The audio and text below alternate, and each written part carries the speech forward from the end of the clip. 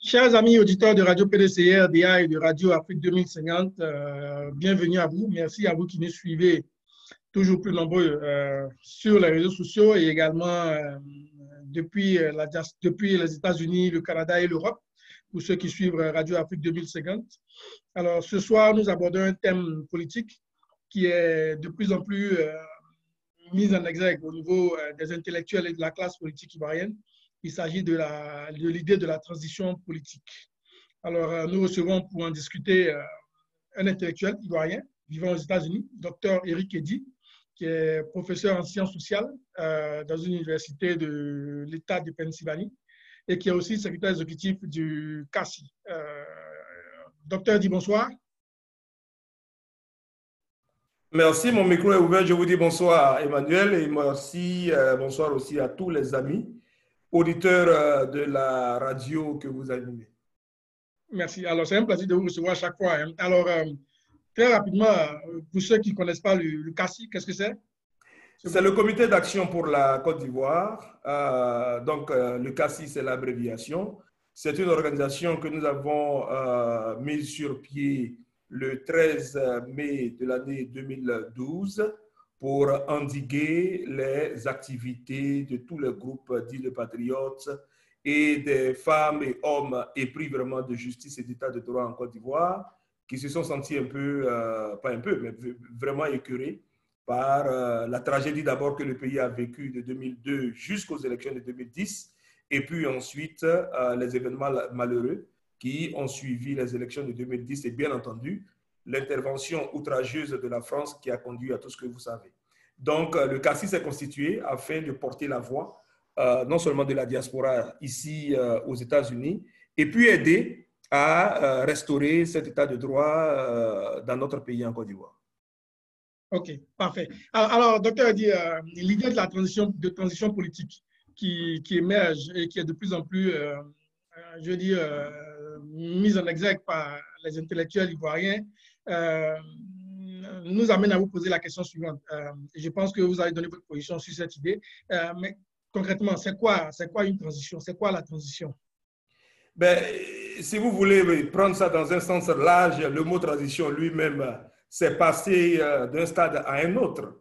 Dans le Gotha politique africain, vous avez vu, surtout dans la période depuis les indépendances, qu'il y a eu dans beaucoup de pays africains des périodes où des régimes se sont mis en place pour, dit-on, essayer de restaurer l'ambition démocratique ou bien le vœu de la démocratie et le vœu de l'état de droit. Et par le passé, il y a eu beaucoup plus de régimes militaires dans nombre de pays africains, à commencer par le Togo, ensuite le Bénin, le Burkina Faso qu'on connaît, le Ghana, qui, avant les années 80-90 en tout cas, figure au nombre de pays qui ont connu beaucoup de ces coups d'État militaires. Mais vous observerez que chacun de ces coups d'État militaires, les auteurs ou bien les animateurs ont toujours mis en place des régimes transitoires pour aller à une restauration de l'ordre démocratique. Donc, c'est un peu ça l'idée de la transition. Ce qui est bien heureux, c'est que le Comité d'action pour la Côte d'Ivoire que je représente ici a son idée sur la transition qui, bien entendu, et justement, c'était ma question suivante. Quelle est la position du CACI sur cette idée de transition? Premièrement, il faut dire que nous sommes heureux de savoir que l'idée de la transition fait son bonhomme de chemin et que de plus en plus de personnes en parlent. J'ai vu un peu la une des journaux en Côte d'Ivoire et la titrologie que vous m'avez fait parvenir d'ailleurs. J'étais bien heureux de voir que on puisse titrer « La transition est une option sur la table ». Pour nous, au Comité d'action pour la Côte d'Ivoire, la transition est une option que nous avons négociée, si vous voulez, à laquelle nous avons pensé une alternative depuis 2012. Parce que nous avons posé deux principes. Le premier principe, nous avons dit que, vu ce qui s'est passé en 2010 et en 2011, la meilleure manière pour la Côte d'Ivoire de retrouver sa stabilité et donc une sortie définitive de la crise passait d'abord par le départ de ce régime-là qui est en place maintenant. Et ça, nous l'avons positionné et dit depuis 2012. Mais ensuite, l'instauration d'une transition. Alors, pour le Comité d'action pour la Côte d'Ivoire, la transition, c'est quoi? En même temps que nous sommes d'accord, Emmanuel, et très cher ami auditeur de Radio PDCI RDA et auditrice aussi, d'accord avec les acteurs politiques qui aujourd'hui parlent de la transition. Je veux saluer au passage la ministre Danielle Boni-Claverie. Je veux saluer aussi les camarades du PDCI RDA et le camarade Bogasako. Nous sommes heureux de les entendre aujourd'hui parler de ça. Pour nous, au comité d'action, nous définissons la transition comme cet ensemble des actes, des discours, à la fois politiques, sociaux et économiques, qui ont pour but d'assainir le climat politique et social en Côte d'Ivoire avant l'échéance électorale de 2020. Cette définition, nous l'avons confectionnée, ou alors nous avons eu cette définition depuis 2012, et rien sur le terrain ne contribue à nous faire changer de position.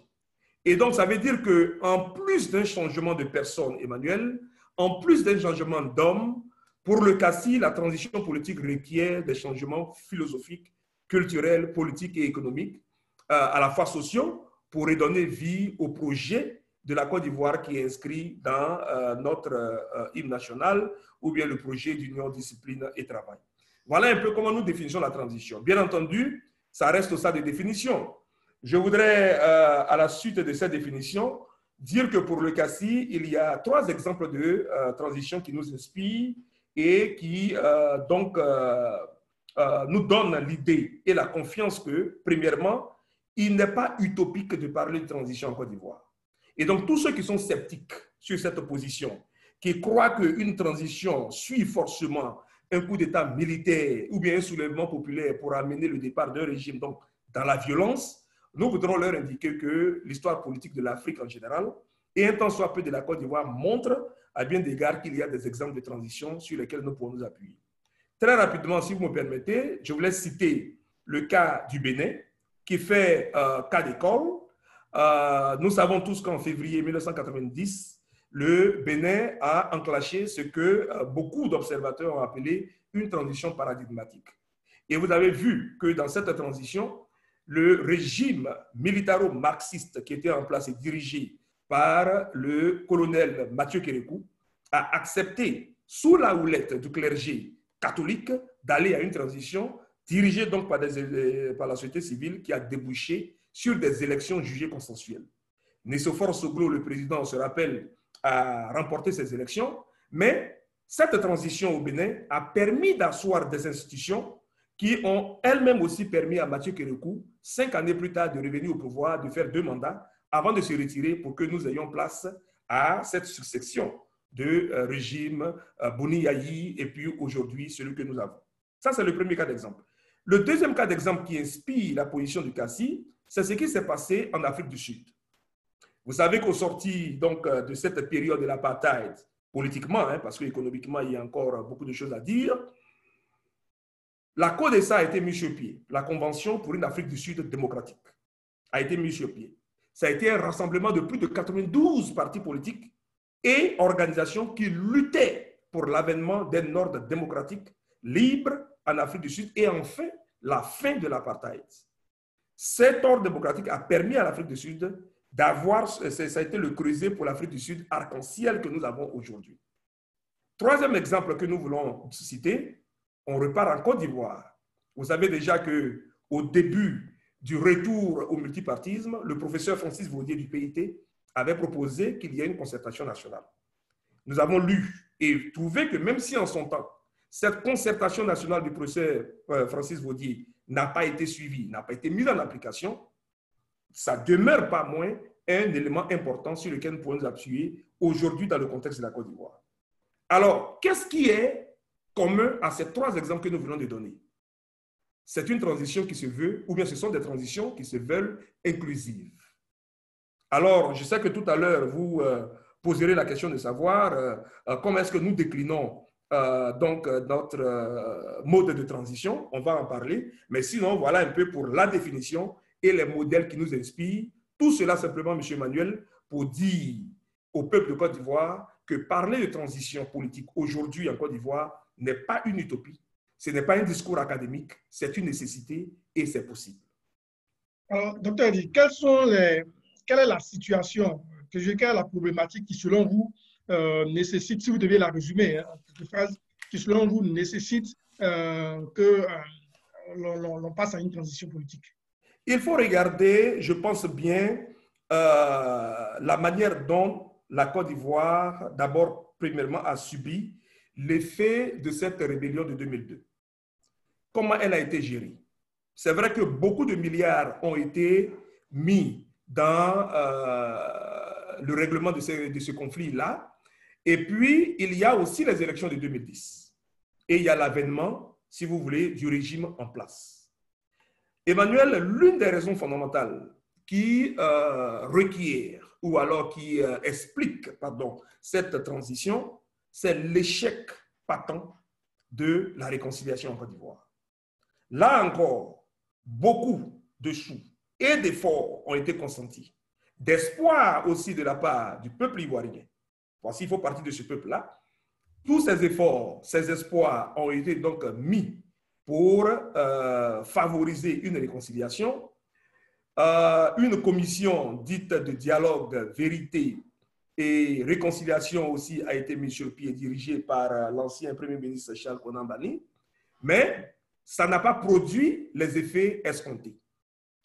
Quand vous vous souvenez, Emmanuel, il y a un an de cela, le président du PDCI RDA, qui intervenant sur des radios, parlait des formes de violence que nous observons dans les villes et villages de Côte d'Ivoire. Quand pour juste un petit quiproquo, une petite querelle peut-être de terre, ou bien un petit malentendu, ce sont des communautés qui s'affrontent et qui s'affrontent à la machette, avec des relents donc politiques ou bien des relents de cassures sociologiques et ethniques que nous avons observés en Côte d'Ivoire. Ce sont des éléments importants. Ensuite, vous avez le discours du président Henri Konan Bédié, mais aussi de ceux qui hier étaient des alliés du RHDP. Je vais parler des éléments du RACI, je vais parler par exemple de ce que Soro Guillaume dit quand il dit exactement qu'il n'y a pas de réconciliation en Côte d'Ivoire. C'est justement à cause de cela, justement à cause du fait qu'aujourd'hui en Côte d'Ivoire, les partis politiques n'ont pas la liberté d'expression qui peut jouir dans un état de droit. C'est parce qu'aujourd'hui, quand vous regardez le paysage politique ivoirien, on a l'impression que les choses avancent, mais en réalité, c'est un calme précaire qui est basé en réalité sur la répression du régime en place.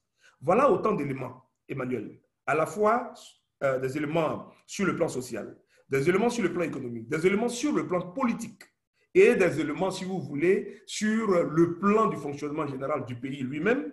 Bien entendu, on nous dira que la Côte d'Ivoire est en train d'émerger avec tout ce qu'on a construit, mais vous savez en même temps aussi qu'au temps de la colonisation, Emmanuel, il y a eu des infrastructures qui ont été construites. Le chemin de fer, par exemple, en Côte d'Ivoire, c'est durant la période coloniale que tout cela a été construit. Mais ça n'a pas été construit pour que les Ivoiriens puissent en jouir et bâtir leur pays de façon souveraine. Aujourd'hui, c'est un peu le cas et nous utilisons cela aussi comme, si vous voulez, image pour que les gens comprennent pourquoi une transition est nécessaire en Côte d'Ivoire.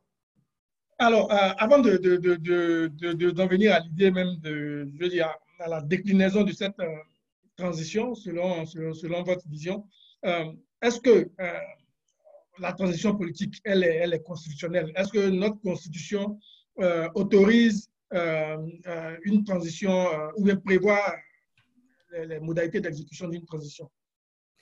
Je n'ai pas le format de la toute dernière constitution, celle qui est en vigueur, que nous dénonçons, hein, à cause des conditions dans lesquelles elle a été donc votée, si vous voulez. Mais à ce que je sache, il n'y a pas, si vous voulez, un article précis écrit qui détermine. Vous voulez certainement faire référence à l'article 59 tel que lu et cité par M. Amadou Gon Coulibaly le 21 avril, je pense, lorsqu'il tenait sa conférence de presse pour dire à ceux qui parlent de transition qu'il n'en sera pas ainsi parce que la Constitution et la fameuse Constitution de 2016 qui a été amendée prévoit les modalités et les mécanismes de continuité de l'État au cas où à la date du 20 octobre, je pense, 2020, des élections ne puissent se tenir à cause de la crise actuelle. Emmanuel, ce que nous voulons dire sur cette question de transition, c'est que la constitution de l'État de Côte d'Ivoire n'est pas écrite. Toutes les constitutions d'ailleurs en Côte d'Ivoire n'ont jamais été écrites pour réguler uniquement des élections ou bien pour régler des questions électorales. Une constitution, c'est l'âme d'un peuple. Et la constitution gère, règle. C'est le modérateur de toute l'activité sociale, économique, politique, le bien-être des gens. Tout cela est régi par la Constitution. Alors, quand vous avez des fondements qui s'affaissent, il y a problème. Pourquoi est-ce que parler de transition est légitime? C'est légitime d'abord parce que la transition dont nous parlons, premièrement, elle se veut inclusive.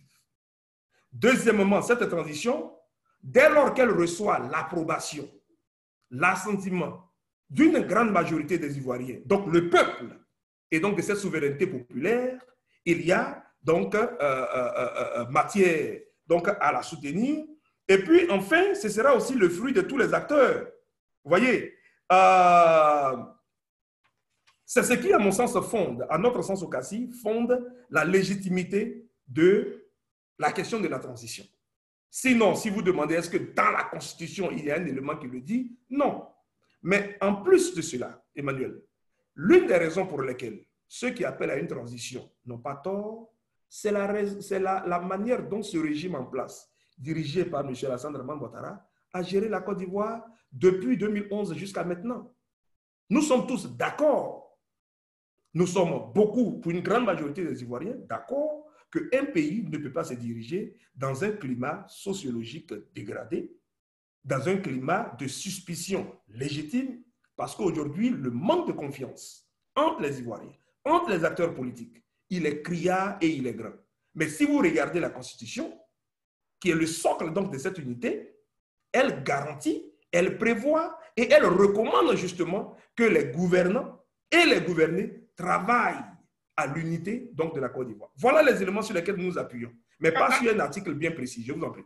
OK. Alors on a l'impression en vous entendant, je crois que vous arrivez parfaitement à nous expliquer la légitimité de l'idée de la transition politique. Mais la question de la légalité se pose toujours, mais surtout, on a l'impression en vous entendant que votre problème majeur, c'est le manque de confiance en la capacité du régime actuel à organiser des élections qui puissent mettre en place un pouvoir qui va contenter la majorité des Ivoiriens. Est-ce que ce n'est pas un peu ça le problème? C'est aussi ça le problème. Ce régime lui-même, là, il souffre, en tout cas du point de vue du CACI, c'est un régime qui souffre de beaucoup d'illégitimité et d'illégalité à cause de la façon dont il est arrivé là, à cause de la façon dont il a géré la Côte d'Ivoire et réglé les problèmes des Ivoiriens. Et je vous donne un exemple, Emmanuel. Voilà un régime qui, contrairement à tous les autres régimes en Côte d'Ivoire, par son chef, n'a rien entrepris ou alors n'a pas entrepris une seule fois des actions pour rencontrer ses opposants politiques. Vous savez que en 2000, le président Houphouët-Boigny a lui-même pris le soin de rencontrer ses opposants. Donc, on parle de la rencontre historique avec l'opposant légendaire du moment qui était Laurent Gbagbo. Quand il s'est agi de Henri Konan Bédié, il y a eu aussi des rencontres directement entre lui et les opposants.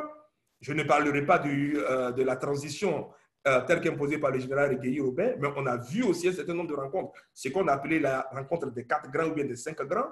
Et puis, il y a eu aussi la période du président Laurent Gbagbo. Combien de fois est-ce qu'il n'y a pas eu de sommet direct?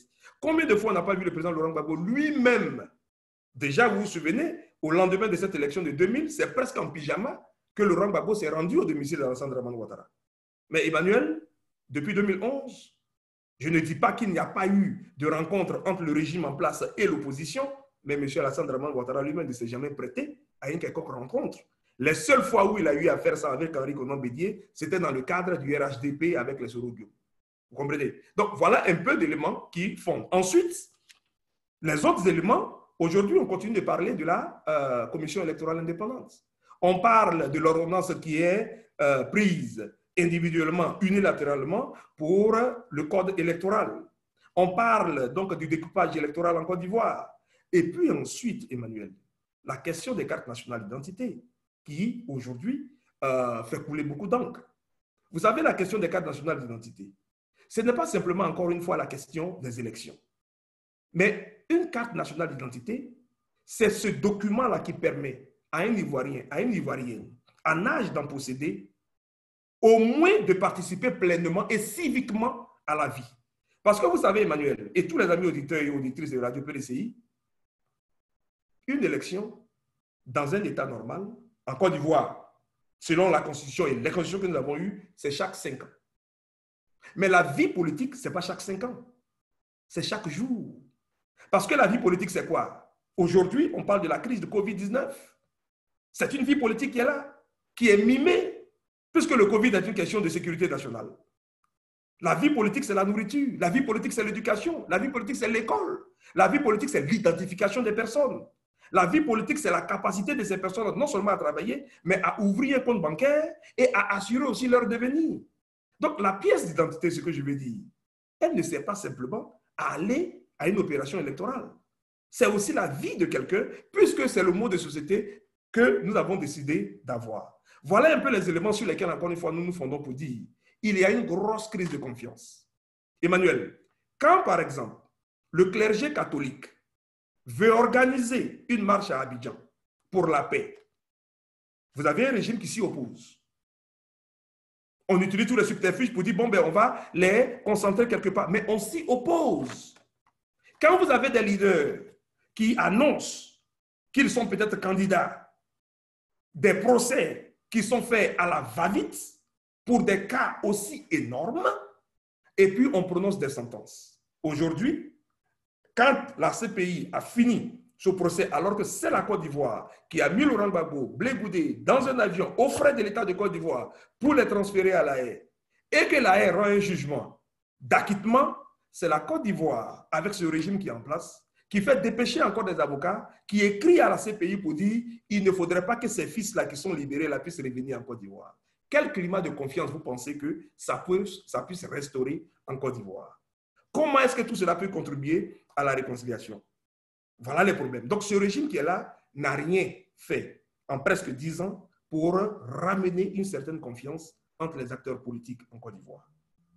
Okay. Alors, vous n'êtes pas seul, hein, vous n'êtes pas seul. Il y a des acteurs politiques majeurs ivoiriens qui soutiennent cette idée de transition. Entre autres, le maire Noël Akossi Benjo, qui en janvier 2020, au cours de ses vœux aux Ivoiriens, appelait à une transition politique, pacifique et démocratique. Mais en même temps, vous avez le président Alassane Ouattara qui, en décembre 2019, affirmait que ceux qui veulent une transition politique perdent leur temps, il n'y aura pas de transition politique. Et vous avez aussi cité le Premier ministre Gom. Alors, on a envie de vous demander, comment est-ce que vous arriverez à convaincre le pouvoir en place d'accepter la transition si elle doit être faite avant les élections? Ou alors, comment est-ce que vous le contraignez à accepter l'idée de transition? Je pense que la deuxième version de votre question est la plus réaliste, parce que c'est elle qui conduit à la première version. Convaincre ce régime, c'est en fait le contraindre à la reculade. Alors, si vous me demandez comment est-ce que cela puisse se faire, je crois que nous l'avons dit dans nombre de documents, et même récemment, le 15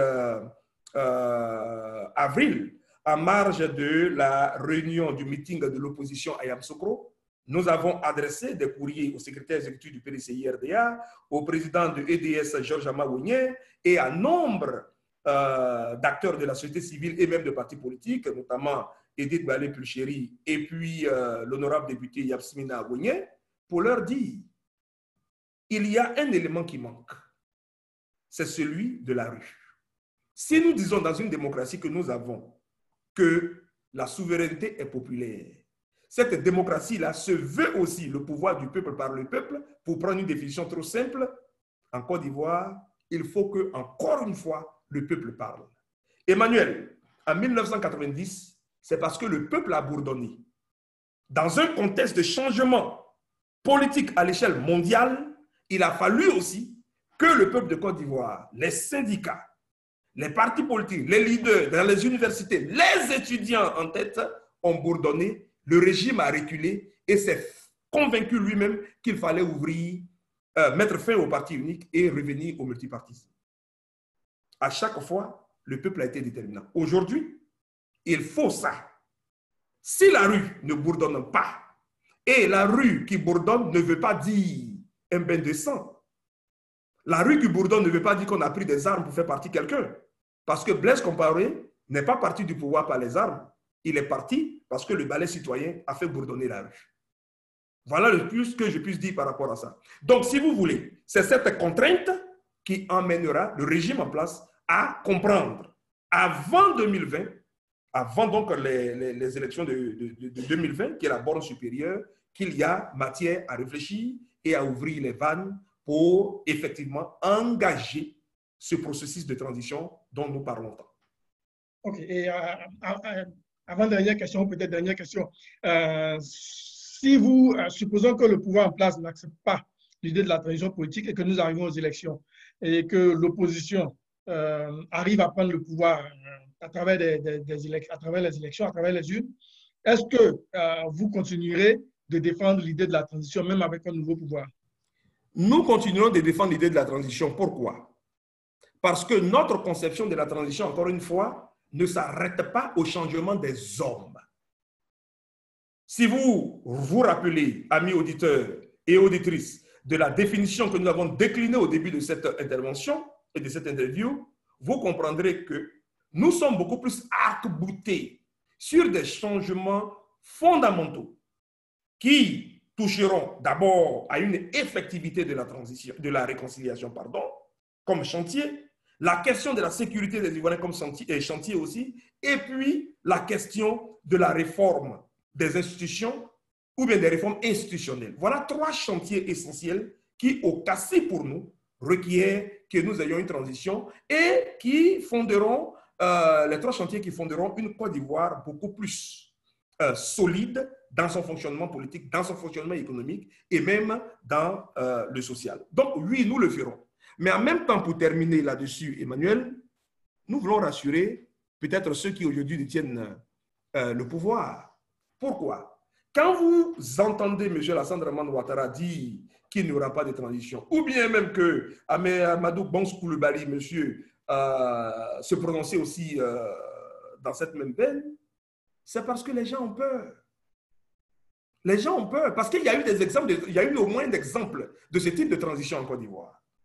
Eux-mêmes ont mené et obtenu des transitions bizarres en Côte d'Ivoire par les armes et dans le sang. On se souvient de la transition dirigée par le général Guéhi Robert. Ça aussi, ça s'est passé avec beaucoup d'énergie. C'était coriace, mais ça a débouché sur quelque chose qui n'était pas bon, puisque les élections de 2000 étaient des élections jugées tumultueuses par un leader politique que nous connaissons tous, le président Laurent Gbagbo, je veux dire. Alors, notre vue et notre vision de la transition, elle se veut inclusive.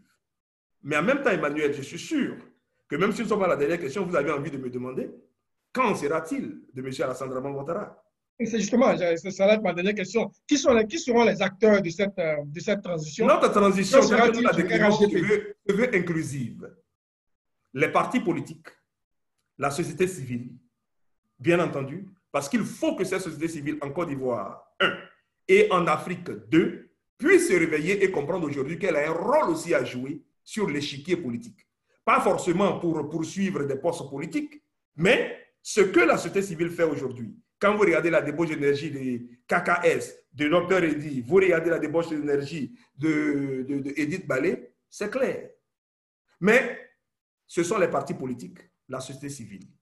Le sort de M. Alassane Dramane Ouattara, il est scellé depuis longtemps. En tout cas pour nous au Cassis, qui n'avons jamais reconnu une quelconque légitimité en ce monsieur, il serait vraiment utopique, illusoire pour nous de dire qu'une transition serait conduite et menée par ce monsieur comme chef d'un exécutif. C'est la raison pour laquelle le bourdonnement de la rue, la contrainte donc sur ce régime, qui l'amène non seulement à reculer et à se convaincre que la transition est un passage obligée aujourd'hui pour une Côte d'Ivoire meilleure doit être faite. Donc, le RDR ne doit pas se sentir, ou alors le RHDP aujourd'hui ne doit pas se sentir menacé.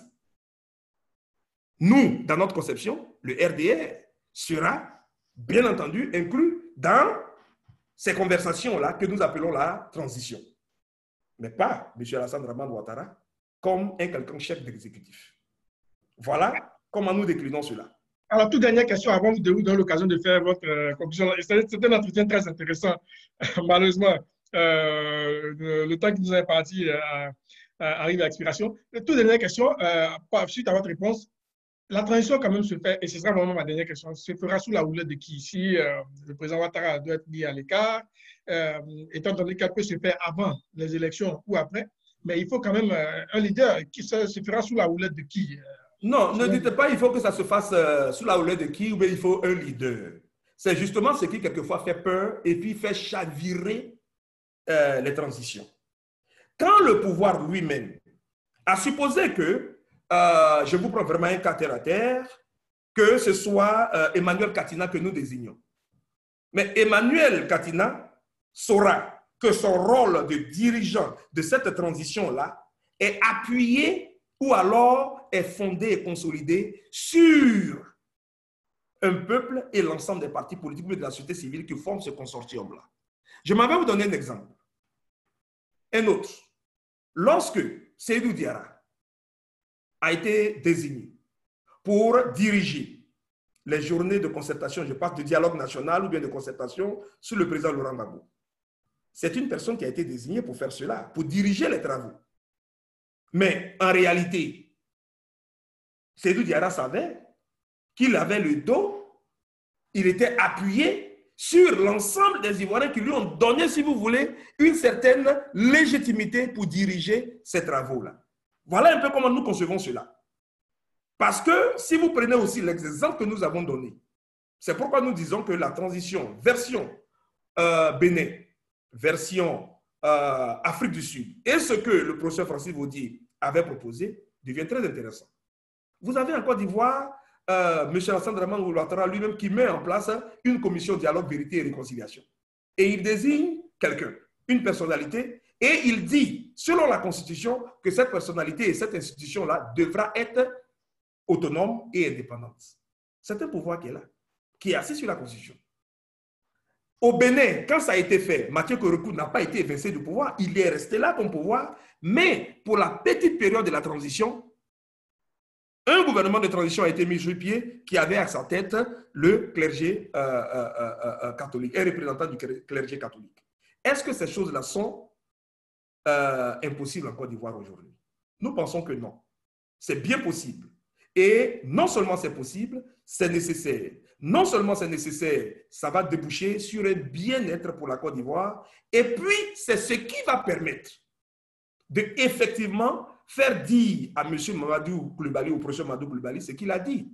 J'ai écouté une intervention du professeur Mamadou Coulibaly, je crois, lors d'un meeting, disant que les élections de 2020 qui arrivent, c'est la première fois qu'en Côte d'Ivoire, on aura des élections sans savoir au préalable qui va gagner. J'ai un peu tiqué lorsque j'ai entendu cela.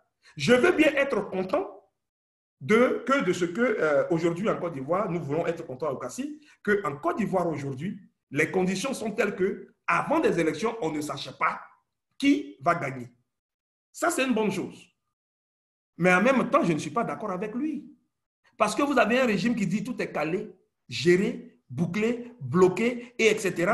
Vous avez un régime qui dit aux gens qu'il faut payer 5 000 francs CFA pour avoir une carte nationale d'identité, sachant que c'est avec ça qu'il faut aller voter. Vous avez un régime dont le chef s'assoit, lui seul prend une ordonnance pour un code électoral, alors que l'ensemble des acteurs politiques n'est pas d'accord. Vous avez un régime qui s'assoit lui seul pour déterminer de ce qui est le découpage électoral que vous-même vous décriez, et en même temps on dit il n'est pas sûr qui va gagner. Nous disons qu'il y a problème à ce genre d'intervention. Voilà un peu, encore une fois, ce qu'ils font. Mais nous voulons contribuer à donner à tous ces acteurs politiques, à tous les acteurs politiques en Côte d'Ivoire, et les actrices politiques aussi, des véritables chances, c'est-à-dire des chances équitables de compétir lors des joutes, mais aussi que le peuple lui-même n'aille pas à des compétitions électorales et en ressortir avec des machettes, des blessures. Donc, Côte d'Ivoire ne mérite plus cela. Voilà un peu ce qui fonde encore une fois notre position sur la transition. Ouattara nous aurait fait mentir si en 10 ans, il avait effectivement mené le débat politique en Côte d'Ivoire dans un sens où aujourd'hui, les Ivoiriens se mettent dans la peau des Ghanéens qui hier disaient Jerry Rawlings était trop dur, mais aujourd'hui il est adulé parce que dans la persévérance, il a fait asseoir les jalons d'une république au Ghana et nous en voyons les fruits aujourd'hui. Avec Alassane Dramane Ouattara, ce n'est pas possible. Mon dernier mot, docteur Eddy. Je vous dis merci. J'ai 2 derniers mots à dire. Premièrement, que tous les acteurs qui nous ont rejoints, et là, nous prenons autorité là-dessus, qui rejoignent le CACI sur la question de la transition, nous leur disons merci. Vous avez parlé de Noël Akossi Benjo, l'honorable. Nous disons merci parce que nous avons eu la possibilité aussi de travailler avec lui, avec nos amis d'Europe. Nous disons donc merci à tout cela. Deuxièmement, le CACI, nous sommes heureux que la transition commence à faire véritablement son bonhomme de chemin. Mais troisièmement, pour terminer, Emmanuel, comment pourrions-nous ne pas dire un mot à notre peuple ivoirien, à nos camarades, à nos amis, à nos parents, à nos frères qui sont en Côte d'Ivoire dans cette période de Covid-19.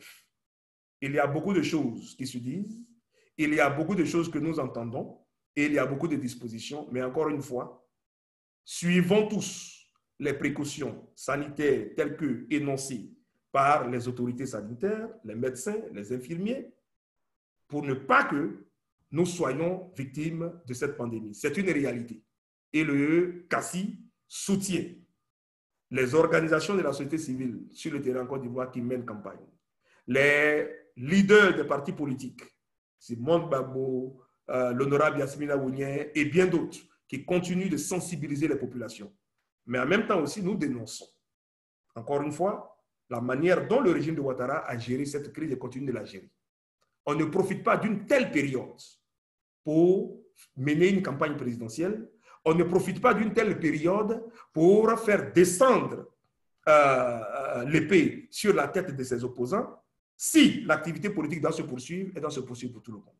Voilà donc notre mot de fin sur ça, avec beaucoup d'encouragement donc à vous aussi et à tout le peuple de Côte d'Ivoire, à nos amis et frères qui sont dans les autres diasporas en Europe, qui eux aussi sont confinés à cause de l'effet de cette pandémie. Ensemble, nous travaillerons à faire en sorte que nous puissions sortir de cette crise et retrouver les activités politiques, économiques et sociales avec toute la plénitude en Côte d'Ivoire. C'est moi qui vous remercie, Emmanuel, pour ce temps d'antenne. Docteur Eddy, merci. Je vous en prie.